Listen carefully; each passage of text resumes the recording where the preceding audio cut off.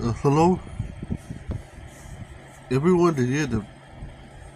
It's me once again. So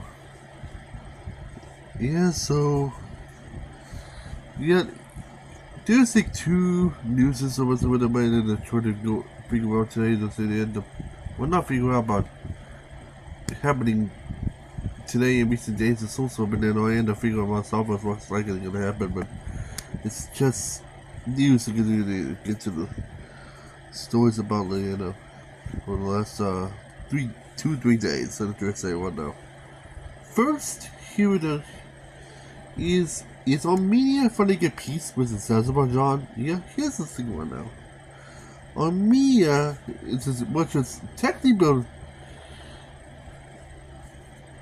Yeah, Armenia, which is still in the Eurasian Economic Union, and then part of CSTO, and otherwise anti-Western and anti-stuff of some sort, might be kicked out of Chinese-Russian alliance in the future. This is like it's gonna happen right now, for sure.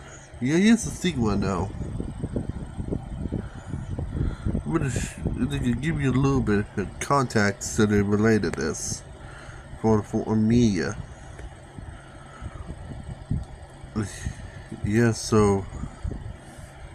Armenia is so many alliances already. And they had to scroll all the way down on this Wikipedia page. You can see it's already in so many alliances. And some of them is part of pro-China and others. Like the Eurasian Development Bank, Eurasian Economic Union, CSTO, and the Asian Development Bank, which is technically pro-China. Anyway, but here's the thing right now. They started to get into the European type shit with the pro-Western alliances all the way, like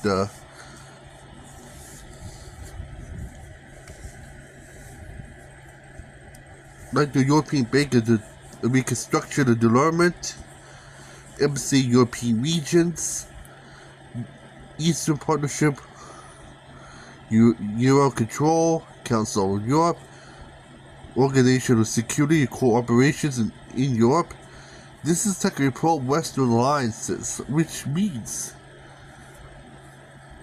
yes, this is a pro-Western push for Armenia of some sort. The context is of some sort.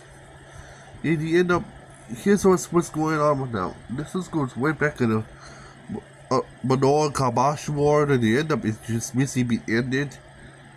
Well, it's won by Azerbaijan victory, which is a Western power puppet, and then by thanks to Turkey. So there's some sort. Since Azerbaijan's technically a puppet to Turkey, and then they're part of Turkey Council. Thanks to influence by Erdogan, as Azerbaijan in the won on the Al-Kabash War, led to Armenia's loss to this point. So because of that, here's what's likely some sort. The peace treaties that they end up finally give Armenia a true peace against Azerbaijan at this point. Some sort anyway. The problem is Armenia's peace is gonna be a big crushing blow, but not only for Russia, but also China. Here's the thing right now. They're kind of afraid this might cause heavy Western influence on Armenia because of the war, because of Azerbaijan's victory against Akhtar at this point. In the end of this Armenian defeat might end up cause Armenia to join sides with the West, by force to join sides with the West, leave in the end cause Armenia to possibly be kicked out of the Eurasian alliances, which is Russia and China, that will also possibly be kicked out of the CSTO, which is huge. Let's see why. So So yeah, those are, that means I would not be surprised that Armenia is gonna be kicked out of the Asian Development Bank, the CSTO, kicked out of the Eurasian Economic Union and the Eurasian Development Bank. So I would not be surprised that they might be kicked right out of that and join powers like NATO and other European bank unions, and also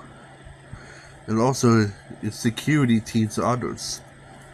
So yeah.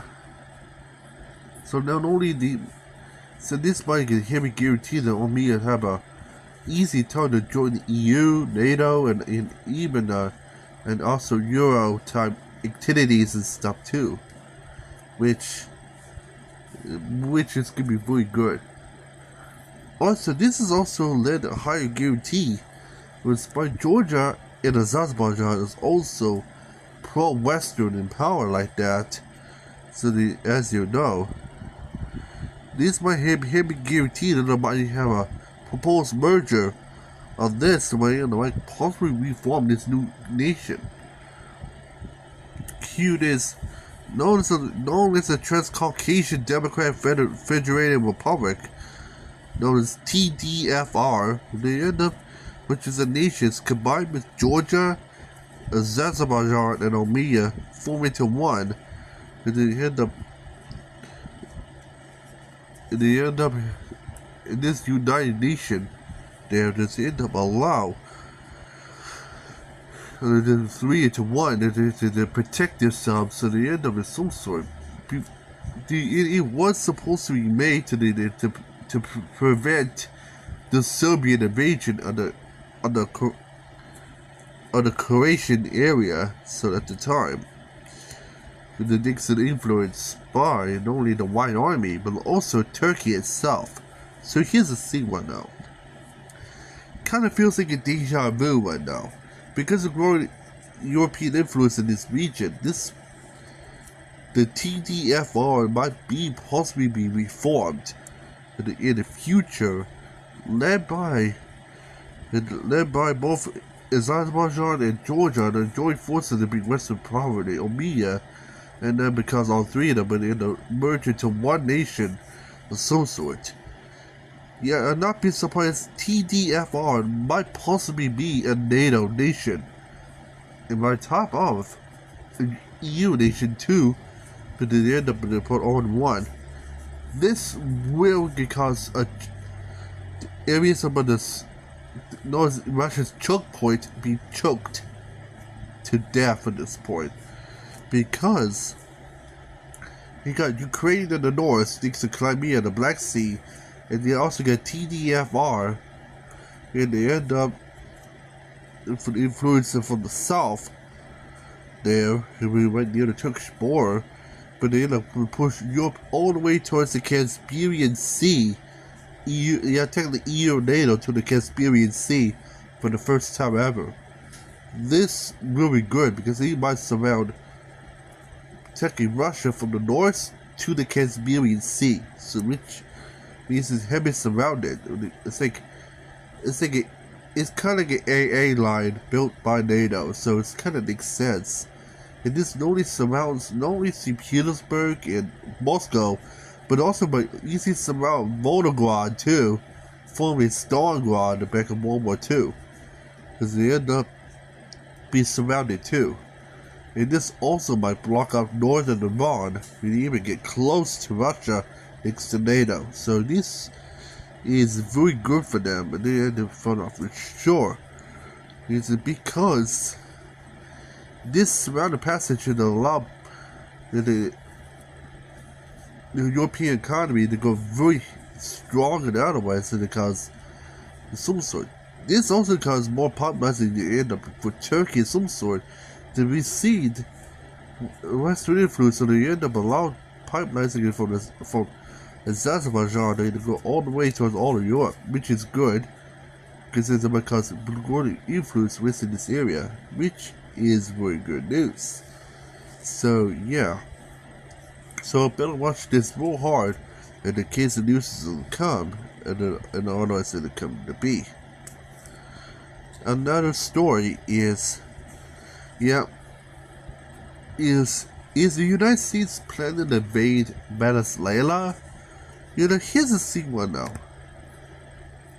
From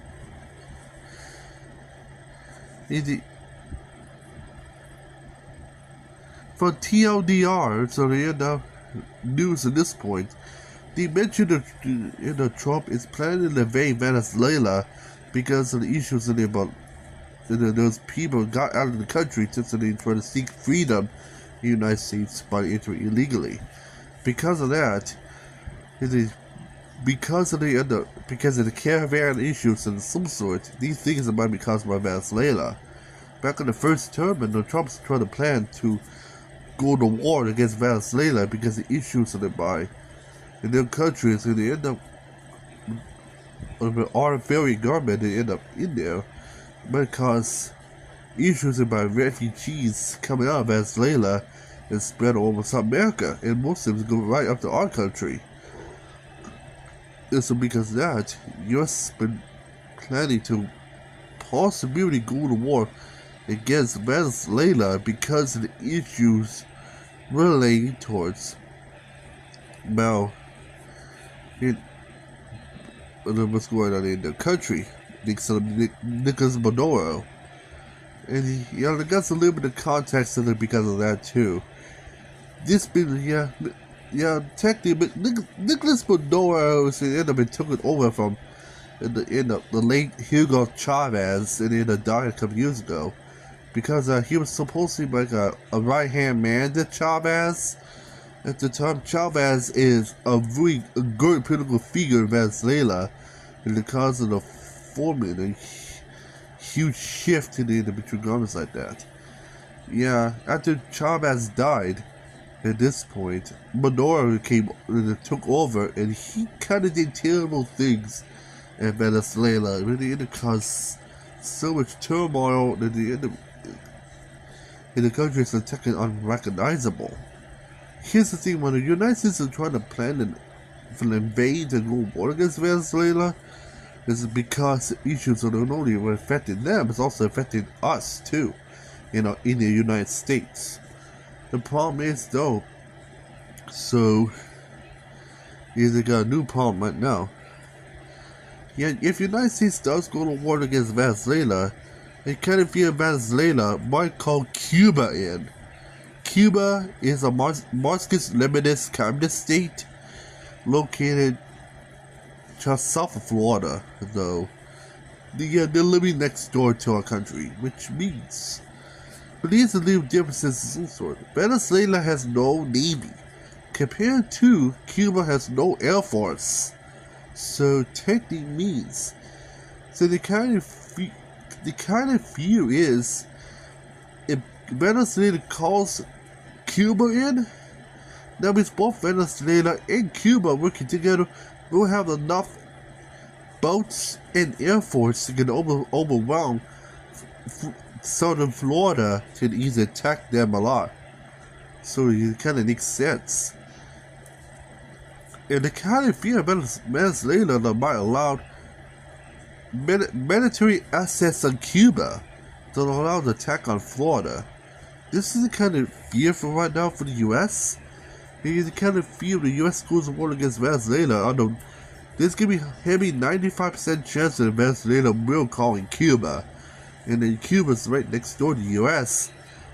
Monroe might see the U.S. as a large target next to President Miguel in Cuba. So yeah, especially since Venezuela and Cuba is in the same alliance known as a Bolivar Alliance of the Peoples of the Americas. So taken known as ALBA, so as you know, which is a alliance that is first made by, you guessed it, Cuba and Venezuela. So they're the first founding fathers of that alliance. And then, it caused to spread into Nicaragua, Bolivia, and the rest of the islands of the Windward Antilles, as you know. So,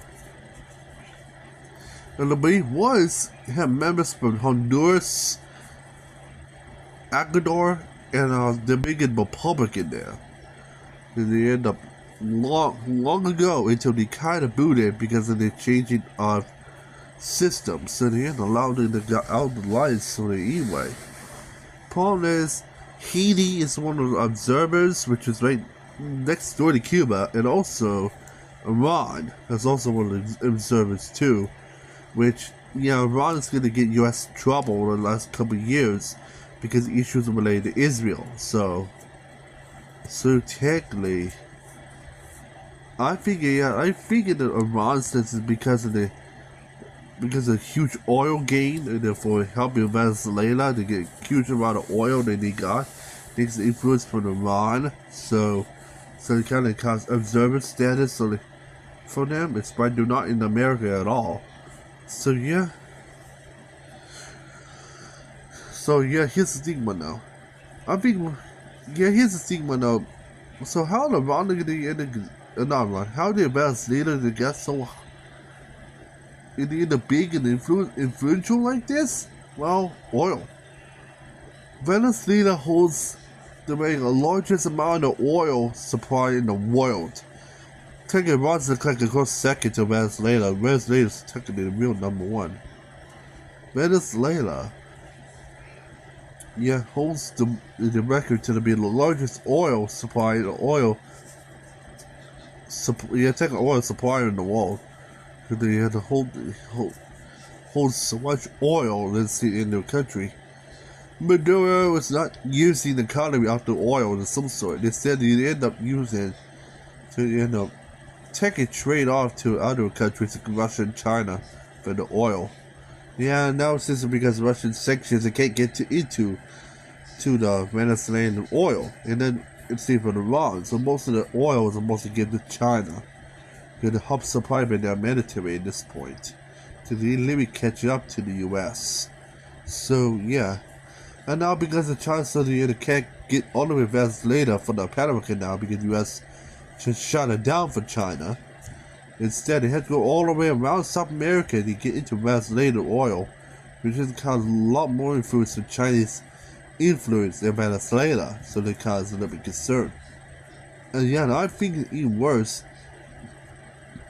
Yeah, in spite of the boast about not making it because of issues of gasoline and big fuel and gas issues also. Yet Cuba's also letting China using Cuba as a landing before going on Venezuela, and in Venezuela can easily refill the boats before heading back to China. At that point, it's a secondary landing. So here's the thing one now. So this is also the reason why Cuba is very important for Venezuela for this reason, because if Cuba's not around, Venezuela might have all this oil, but no country is going to even get close to it without having Cuba. So this is why Cuba is very important for Venezuela, because they have an access point to the end up get all the way for landing for a foreign landing there to get the oil at this point of some sort. Especially since the US is right next door to it, so they're used as a secondary landing. So it's kind of concerning. So the kind of fear is. So here's other things what the outcome is of it for this is. United States is almost ready to invade Venezuela, so still waiting for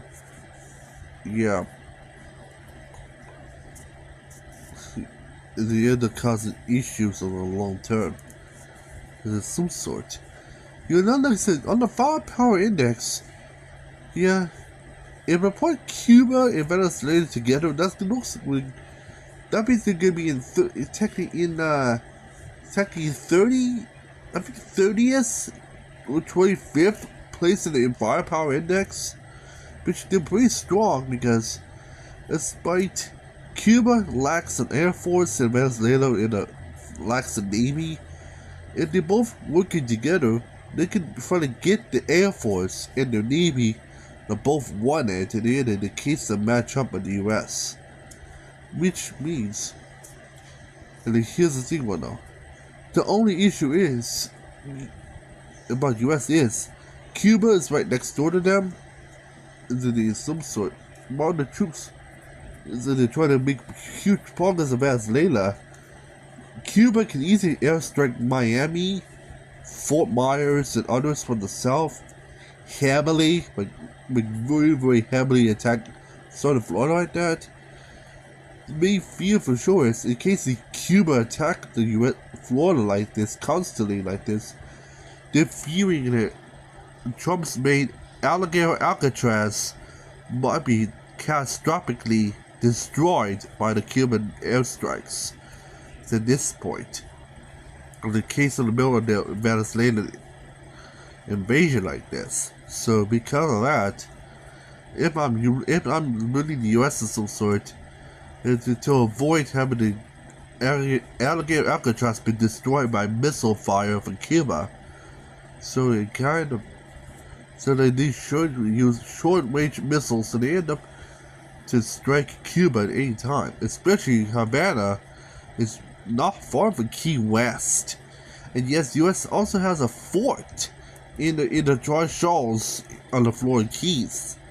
Yes, there literally is a fort, like a naval fort, located. No, I think it's known as Fort Jefferson. I think these end up named. They can use Fort Jefferson as like a naval fort. They end up in a huge range for the allowed missile fire. They right onto Havana from there, which is kind of perfect in case this happens. Because on the Fort Jefferson is not far from Havana, so it makes sense. In the case of the good, perfect shot for short range missiles. There. But yeah, I think the US can use long range missiles in the end of for Venezuela, because Caracas, which is their capital, and also other cities around it, even going into the rainforest too, to end up trying to shoot hidden troops around, which just makes so much sense for them. Let's see why. I'm gonna show you on Google Maps so that what I'm talking about it for sure. So let me show you the best picture here. Yeah, here it is. Here's Key West, here's Havana, and there's the dry Caucasus. In the random middle in the dry Caucasus, it would look very close. There is a fort. I'll zoom in for you the where the fort is, because I kind of discovered it in there somewhere. I rediscovered the fort. Here it is. Right here it is, right in the middle of the dry Caucasus. There's Fort Jefferson, which is formerly a U.S. naval fort that they end up used by the U.S. military back in the 19th and 18th century. There is of some sort. It's a really U.S. secured fort and used for tourism, though. So they'd not be surprised. The U.S. might end up use this fort in the case for the Cuban invasion at this point, or if not a Cuban missile fire. And here's the fort in picture that I was talking about here. So yeah, it's a mandatory fort, and you see why. So I'll not be surprised, and then this might be reused again. For sure. Yeah, so not be surprised for this. In the words, the dry Caucasus in Key West, in the look zoom out a little bit, they're not far from Havana, which is their capital. Which is not far at all. Problem is, also the Mazayas is also right close to Miami, and the Everglades. And yeah, the Everglades also have Alligator Alcatraz in there, which is also a little bit obvious as you know, could deliver in line in the missile fire easily. So yeah, that's how close Cuba is to America. And yeah, even worse, look at Venezuela, and then there's some sort. You have a rainforest in the south, and if you do not know it worse, if I turn on the terrain map mode for this, you press this X. Look at the terrain of Venezuela. There's mountains surrounding the coast, and there's a rainforest, west mountains in the south. Though there's a huge valley in between here. So the problem is they can't get in from Colombia because of the mountains, and they can't get in from Caracas because of the mountains. So the United had to dig a D-Day right near Puerto La Cruz, and they go for this valley here, which is surrounded by it, and they had to go right into the mountains to reach into Caracas. So this is gonna be a little bit of a problem in the U.S. So for Venezuela, because it's really mountainous, and you got a forest, got mountains, and you got a valley. Yeah, compared to Cuba, now mountains are on the southern side, the northern side, but mostly flatlands. In their capital, it's really easy out the grass because it's flat. So kind of gives you most of the clue that I'm maybe looking at here. So yeah. So let's see the final for sure. The outcome is U.S. can easily overrun by this, because although both Venezuela and Cuba altogether do not exactly as strong compared to Europe or Russia or China. They're not exactly as strong compared to those two, but they can it kind of fit their force. It's kind of easy compared to, well, it's kind of similar. It's kind of compared to Saddam Hussein's Iraq. So so both Cuba and Venezuela together is kind of even the firepower compared to Saddam's Iraq, which kind of same I know for sure. It's even, and I'm pretty sure it's really not so surprised to be seen. So for sure. So we'll see what the outcomes will be pretty short, and stay tuned for that. Well, that's it for part 1 of my video. And see if it's a part 2. There, this will relate back to sports. Otherwise, for sure. Yeah. And otherwise, so see you in part 2. And otherwise, so good luck, everyone, and otherwise, so help you stay tuned. Otherwise, upload a different time, and as you know, so they'll let you know. So this sports talk is all about talking about, well, Vegas, soccer thing, and it relate towards the issues on the strip.